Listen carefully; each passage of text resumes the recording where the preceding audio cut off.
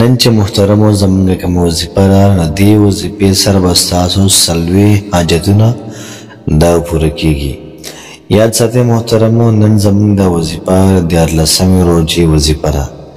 د کوم ورونو خویندو چې نن 14مه روژه ده هغوی دا نن وکړي، او د چا چې سبا 14مه روژه ده هغوی د دې نه سکرین شاټ وباسي او سبا دا وظیفه لازماً وکړي. نو څلوېښت حاجتونه محترمو پوره کېدل دا ډېر زیاته غټه خبره ده.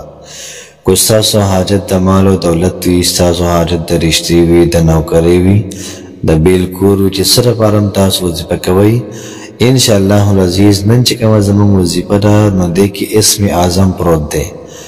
اکثر صحابه کرام وایي چې په دې آیت کې اسم اعظم پروت دی، نو دعاګانې دا لازماً قبلېږي. نو تاسو په خپل هم دا وظیفو کې ملګرو سره هم شیر کړئ چې هغوی ته هم د داسې قسم وظایفو نه فایده ده حاصله شي. بسم الله الرحمن الرحیم. شروع کوم د ډېر زیات بخښونکي او د ډېر زیات مهربانه رب په نوم باندې. زه ګواهي ورکوم د دې خبرې چې د الله پاک نه علاوه د عبادت لایق بل څوک نشته، او نبی کریم صلی الله علیه و آله وسلم د الله پاک بنده او رسول دی.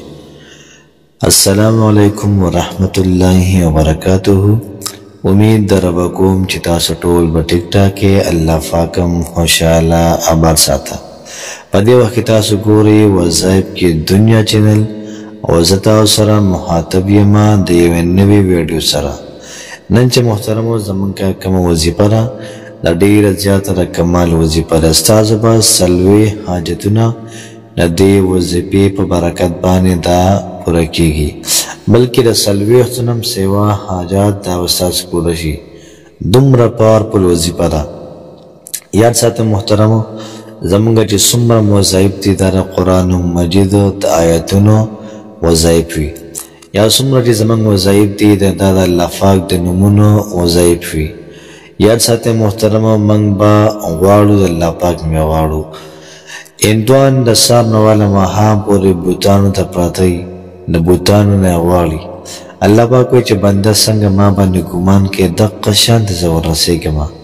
محترمو، هغوی د بوتانو ته کښېني، بوتانو ته سملي، بوتانو ته سجده لګوي او د هغوی نه غواړي.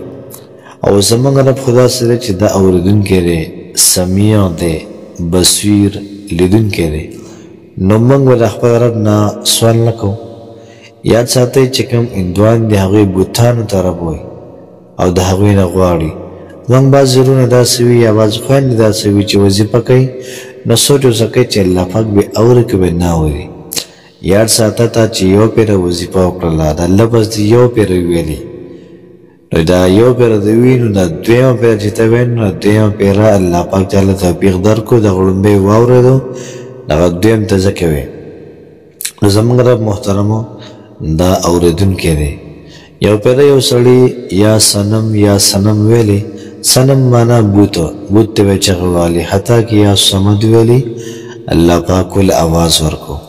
فرشتو الله پاک ته چې دا خطا کې ویلی، الله پاک ته فرمایل چې ما او بوت کې به څه فرق شو، هغه به آواز نه ورکوي، زه به آواز نه ورکوم. نو زموږ رب محترمو داسې دی چې دا اورېدونکی دی. زموږ او ستاسو اوري، خپل بندګان دا ویني، د چا څومره حاجات دي، څومره مسایل دي، الله پاک ورته ګوري او دغه مسایل محترمو الله پاک د انسان له حل کوي. خو چاله حل کوي؟ هغه چاله حل کوي چې د زړه په صدق باندې وظیفه وکړي، مکمل زارۍ سره دا وظیفه وکړي او د الله پاک نه په غوښتو سره محترمو دا وظیفه وکړي. یاد ساتئ محترمو، د دې وظیفې اجازت هر چا ته شته دی، او خاص اجازت به هغه چاته وي چې څوک کمنټ کې د الله نوم ولیکي، الله دا ولیکي.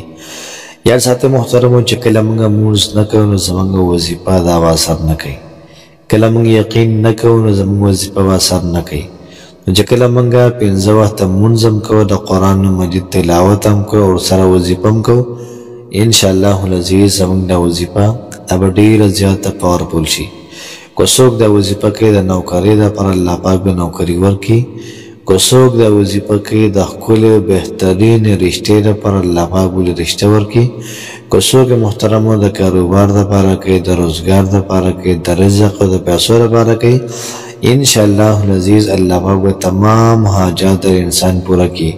که څوک د ټینشن دپاره کوي، د مشکلاتو د پریشانیو نه د نجات دپاره کوي، انشاءالله العزیز الله پاک به د پریشانۍ دا او دغه رنګې ټینشن دا محترمو ختم کړي.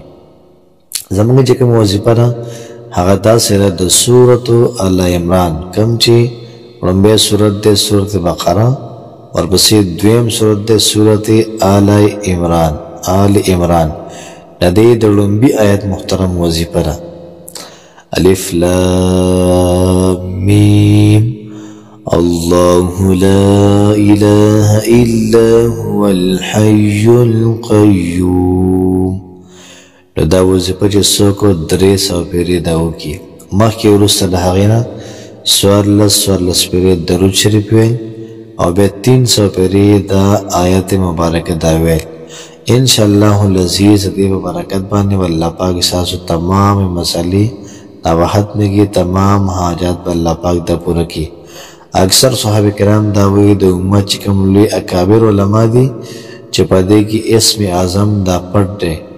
محترمو دا وظیفه په خپل هم شروع کوي، ملګرو سره هم شیر کوي، ځکه چې په دې کې اسم اعظم شته. الله پاک به زمونږ حاجات دا به لازمن قبلوي، لازمن به پوره کوي، مشکلات به لازمن محترم ختموي. نو کوشش وکړئ چې وظیفه په خپل هم وکړئ، ملګرو سره هم شیر کوي. الله پاک مو انشاءالله آباد ساته. السلام علیکم ورحمة الله